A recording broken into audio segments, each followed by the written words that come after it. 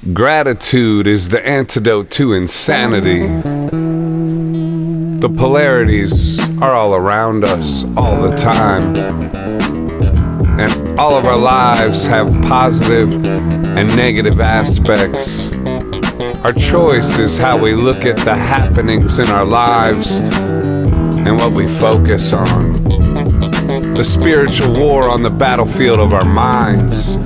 Thoughts are the artillery from both sides of the war, and a relationship with God and prayer is how we give the side that's helping us achieve the life we really want. The heavy stuff to battle Team Satan. Think of thought forms like bombs floating through the air, and the ones you attach to explode in your mind. So when spiritual teachers say things which may cause some of our eyes to roll, like practice gratitude, that sounds hippy dippy or soft or even flaky. But in fact it's not. It's actually hard as nails. It's actually a punk rock masterpiece sung by Iggy Pop. It's actually genius level spiritual warfare.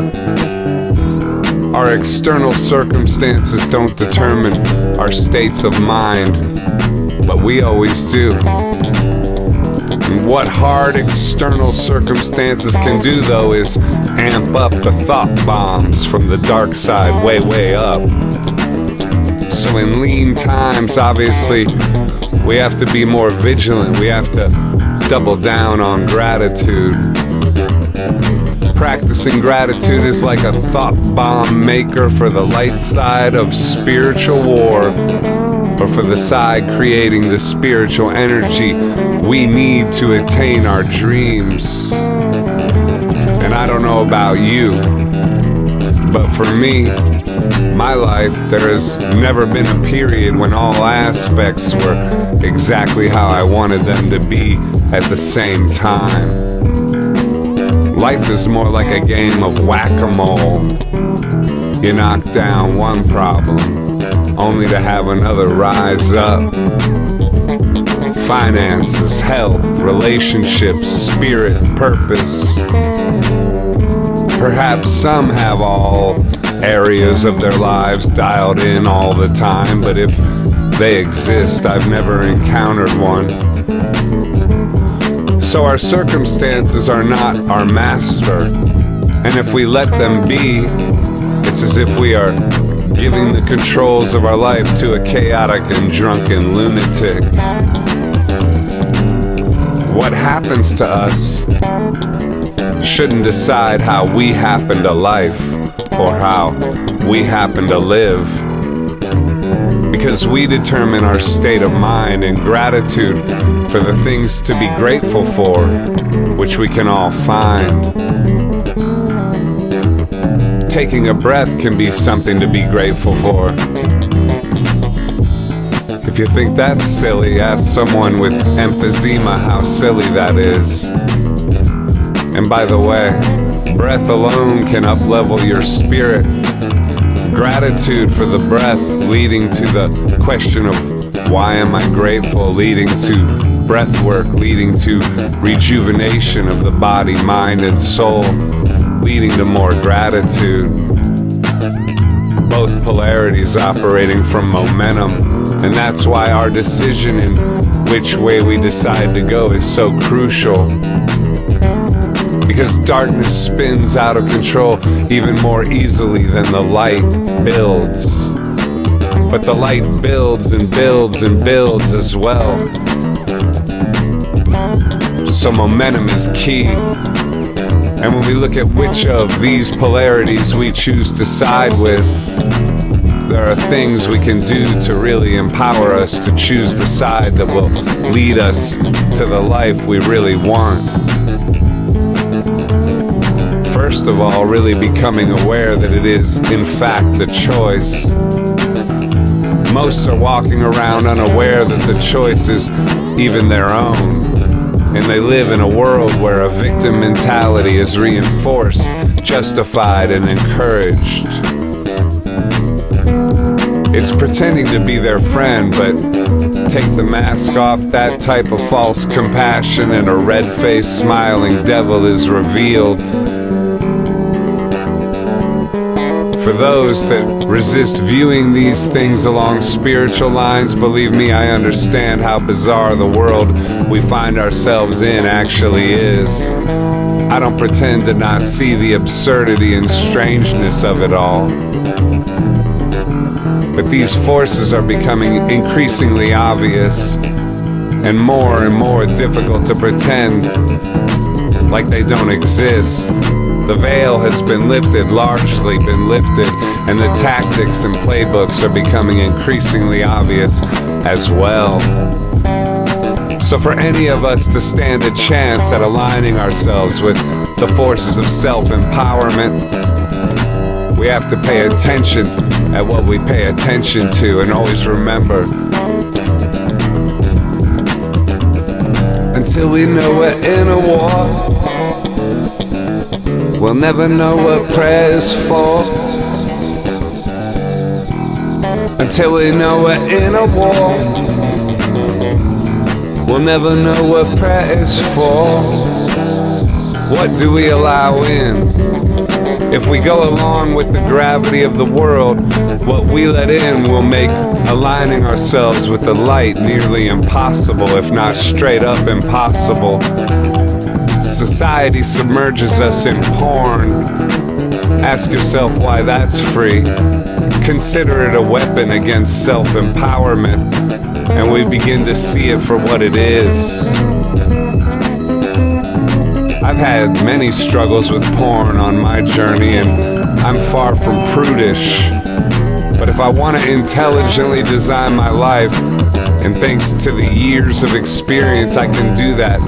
Not just from advice or spiritual teachings, but from actual experience as to where those roads led me.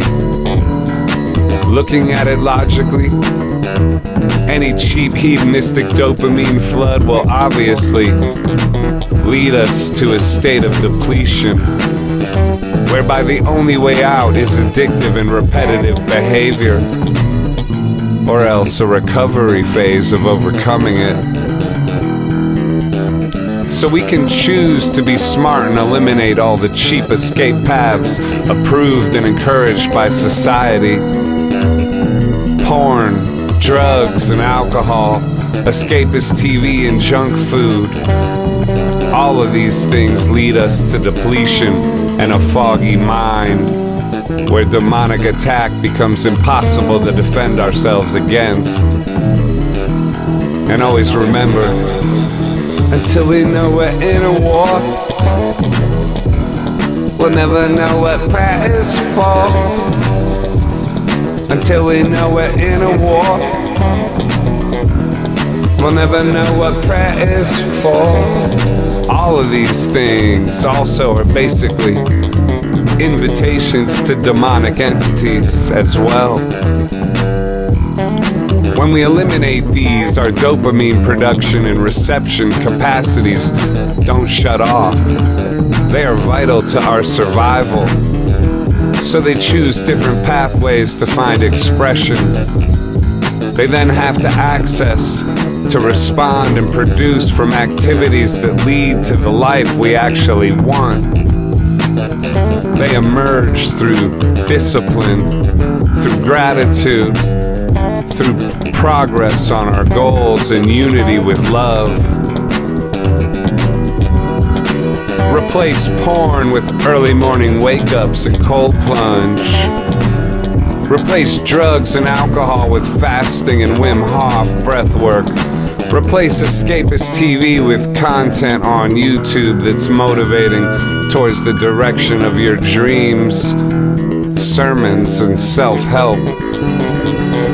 And replace junk food with a diet that is vital and finds alternatives to processed sugar and corn syrup. And for real endorphin rushes, exercise is huge. A barefoot run in the park is wacky enough, to produce a certain kind of excitement in the spiritual realms. Believe me, I know this is a tall order. Of course it is. And even when living on this level, the spiritual war is far from easy to win.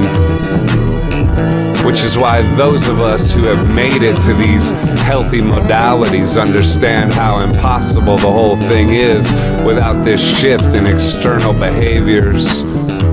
And also why we can see clearly why these destructive practices are encouraged by a society that isn't encouraging its citizens into places of self-empowerment, which would make them impossible to control.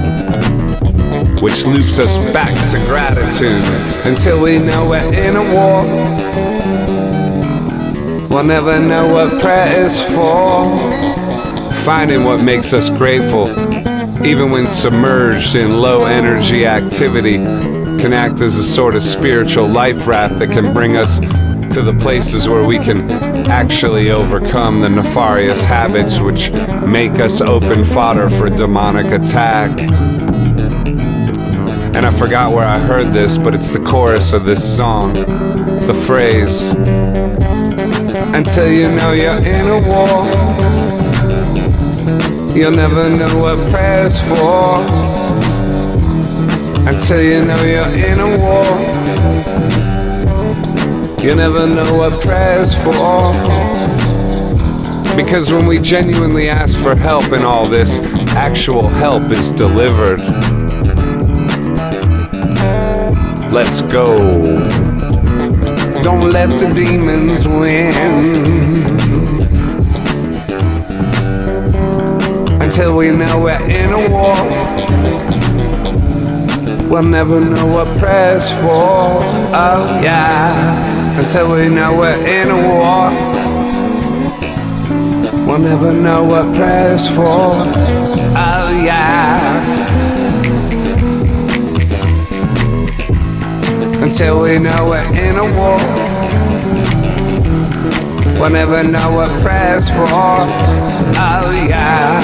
Until we know we're in a war, we'll never know what prayer's for.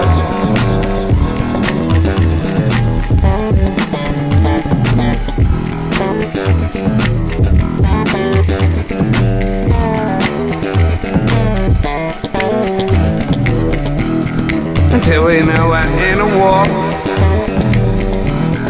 we'll never know what prayer's for.